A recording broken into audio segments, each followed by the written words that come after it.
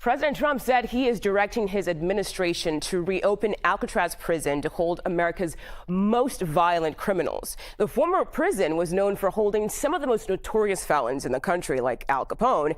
It opened in the 1930s, but then closed its doors in 1963 for several reasons, including operational costs. The president made that announcement on social media, saying in part, "When we were a more serious nation in times past, we did not hesitate to lock up the most dangerous criminals and keep them far away from anyone they could harm. That's the way it's supposed to be." He doubled down on that stance while talking to reporters outside the White House. Take a listen to this.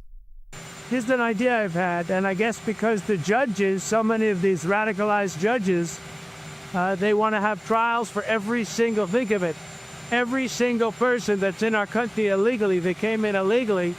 That would mean millions of trials, and it's just so ridiculous what's happening.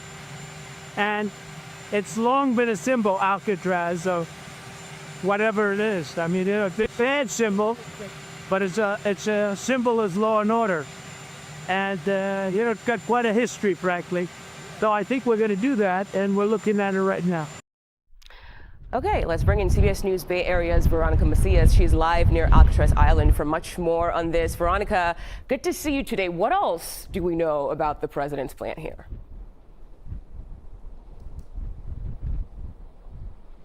Mugo, good morning. Well, already we know that the president's plan, it's really unclear right now. It's a proposal as it stands, but we know how difficult it was to operate this prison back in the day. I was reading on the FBI website, Mugo, they said that even water had to be brought in by boat to this prison because nothing really is available there. So this facility, yes, considered the maximum security facility, maximum security prison, but also very costly to operate. And like you said, there was infamous criminals who were held here, dangerous people back in the day like Al Capone and George Machine Gun Kelly, who weren't able to escape. That's why it's considered an ideal facility. However, it was costing the government 3 times more to operate than any other U.S. president. That's prison, that is. That's according to the FBI. And it's simply not affordable today. Already a spokesperson for the Bureau of Prison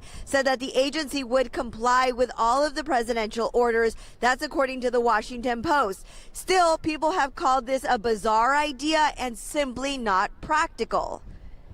Yeah, and Veronica, I think most of us know at this point Alcatraz is now a popular tourist destination. So what kind of reaction are we seeing or hearing from visitors and even city and state officials? So, Mugo, this morning we know that people have simply said, this is a bizarre idea. Some people saying that perhaps this is all a distraction from something else because it's unclear how you would get the Rock operating once again because it is so costly. So some people saying perhaps this is a distraction to something else, and also questioning how you would house, when it comes to the topic of immigration, giving people due process. And there's also been mention of judges. So questioning the relation to Alcatraz to that idea. And just simply people saying, this is a popular tourist attraction and they don't see it happening any other way. Yeah. Veronica Macias, thank you so much for your reporting. Appreciate it. I know it's windy out there.